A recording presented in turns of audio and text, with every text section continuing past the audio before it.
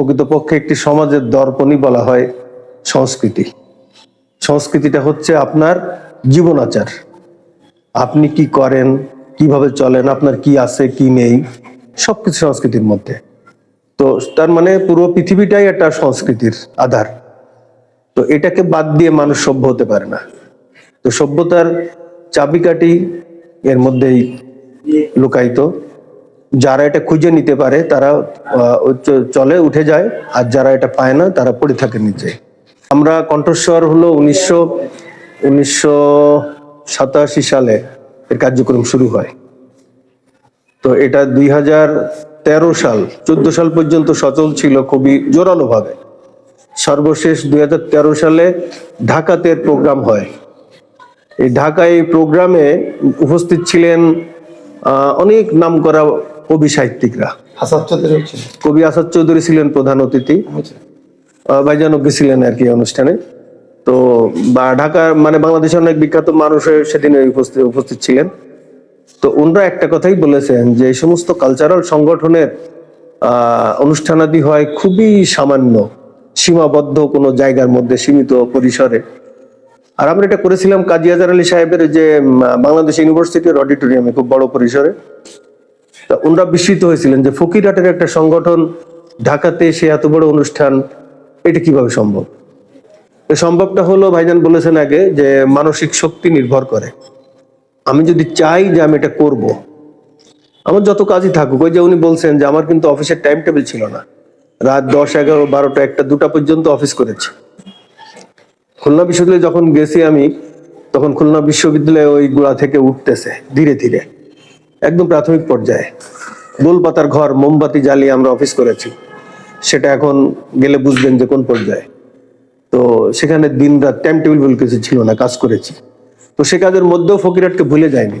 ফকিরহাটে এই যে আপনি আসার আগে বলেছিলাম যে এইটা যখন অঙ্কুরিত হলো, এটা মূলত আমাদের অধ্যাপক নারায়ণ স্যার, আমাদের কলেজের টিচার ছিলেন, তাকে আমরা প্রথমে চয়েস করেছিলাম।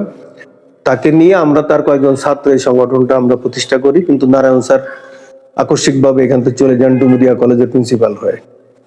তো এটা বন্ধ হয়ে যায়, এটার অস্তিত্ব বিলীন হয়ে যায়। তখন আমার বন্ধুরা হলো পরে, আগে বলবো আপনার নাম শুনেছেন কবি সৈয়দ হায়দার, আমাদের গ্রামে বাড়ি।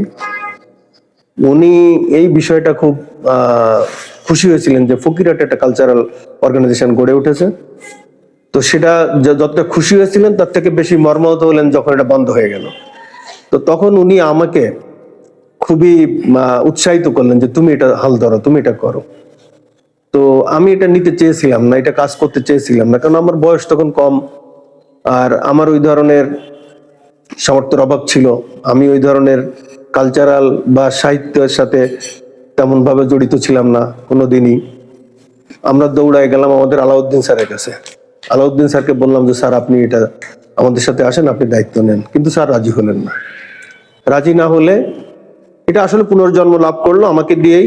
আমার বন্ধু শহীদুল্লাহ হোসেন পান্না, গুড়া সাহেবের ছোট ভাই, আমার ক্লাসমেট, সে, আমি, শেখ নাসিরউদ্দিন, শেখ রফিকুল ইসলামের যে আমার দুই বন্ধু মারা গেলেন গত বছর, আর কাজী আব্দুল ওয়াহাব শহীদ মোল্লার বাড়ি, আমরা এই 5 জন এক জায়গায় বসে, ওরাই আমাকে তুলে দিল দায়িত্ব যে তোমাকেই চালাতে হবে, এটা তোমাকেই প্রতিষ্ঠা করতে হবে, তোমার প্রতিষ্ঠা।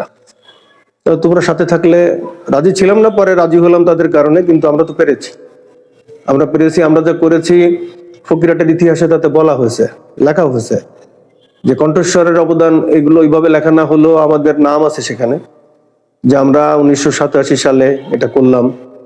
করার পর আমরা দেখলাম যে এখানে আসলে তো এই মানসিকতা চেঞ্জ হয়, চিন্তার পরিধি বিস্তার লাভ করে, অনেক কিছু ইচ্ছা করে। তখন প্রথমে আমরা চাইলাম যে আমরা সাহিত্যিক হয়ে যাই, হয়তো হয়নি। পরে ভাবলাম যে আমরা গায়ক হয়ে যাই, শিল্পী হয়ে যাই। পরে ভাবলাম যে না, আমরা শিক্ষক হয়ে যাই। আমরা এগুলো সব গড়ে তুললাম, সাংস্কৃতিক একাডেমি তুললাম, মানে কণ্ঠস্বর সঙ্গীত একাডেমি। তারপরে ভাবলাম যে আমরা শিক্ষক হয়ে যাই, আমরা স্কুল বানিয়ে ফেললাম এই স্কুল, কিন্তু কণ্ঠস্বরের অবদান। এরপরে ভাবলাম যে আমরা সাংবাদিক হয়ে যাই, যে আমার ছোট ভাই আছে এখানে, ফকিরহাট প্রেস ক্লাব বানিয়ে ফেললাম, এই কণ্ঠস্বর দিয়েই। কিন্তু ওখান থেকে উচ্চারিত, ওখান থেকেই মাথার মধ্যে আসছে যে তাকালে এই সব সামনে আসে যে এগুলো কি নেই ফকিরহাটে, সেগুলো আমাদের করা উচিত। বয়স কিন্তু খুবই কম তখন, মানে কলেজ থেকে সবে মাত্র বিএ পরীক্ষা দিয়ে বেরিয়েছি, রেজাল্ট আউটের অপেক্ষায়, তখনই শুরু। এরপরে ভাবলাম যে না, এখন তো অর্থ দরকার। আপনারা হয়তো জানেন ফকিরহাট চাকরিজীবী সমিতি আছে, কোটি কোটি টাকা ফান্ড আছে এখনো, ওটা প্রতিষ্ঠা করলাম। আরো আছে, আরো অনেক কিছু সংগঠন আমরা তৈরি করেছি। যাক, সেগুলো গেলাম খুলনায়, ভাইজানরা অনেক আগে থেকে খুলনায় ছিলেন, ওখানে ফকিরহাট সমিতি গড়ে তুললাম।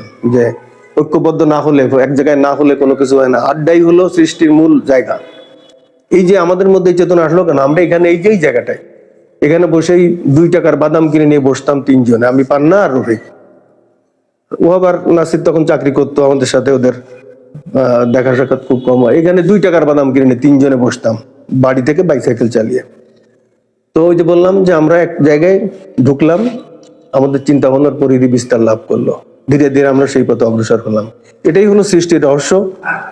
মূলত প্রজন্ম, সে এক প্রজন্ম শেষ হলে আরেক প্রজন্ম সে হাল ধরে। তো এটা কষ্টের কথা, লজ্জার কথা কোনোটাই না, কারণ সব মানুষের সমান সুযোগ হয় না, সময় দিতে পারেন না। কারণ আমি এখন 60 মানুষ, সরকারি বাদ দিয়েছে, আমি অকর্মণ্য হয়ে গেছি। কারণ সরকার তো বাদ দেয় কখন, যখন তার দিয়ে কাজ হবে না, তাই না? তো সুতরাং আমাকে দিয়ে তো আর বেশি আশা করা যায় না। তো সাথে থাকতে চাই, খুবই ভালো। আপনারা যারা আছেন সবাই মিলে এই কণ্ঠস্বরটাকে আবার সচল করেন। আমাদের মধ্যে যেমন বিভিন্ন চিন্তার স্ফুরণ ঘটছিল, অনুরূপ সবারই ঘটবে, কারণ মাথা তো সবারই আছে। এবং আল্লাহ তাআলা মেধা দিয়েই মানুষকে তৈরি করেছেন। তো সেগুলো আমরা একটু কালচার করি, সেগুলো আমরা একটু চিন্তা ভাবনা করে কাজ করি। তো এই শুভ যাত্রাটা শুরু হোক অভিষেক অনুষ্ঠানের মাধ্যমেই। ফজলুল ইসলাম, তাহলে এখন এইটা কোন প্রক্রিয়া করা যাবে? আমরা আমাদের আরেকটা মিটিং আছে, এই সবাই নিয়ে মিটিংটা, শুধু একজন আমাদের জোয়া ভাই আসবেন, আসতেছেন তিনি। তো কোন প্রক্রিয়াটা করা যায়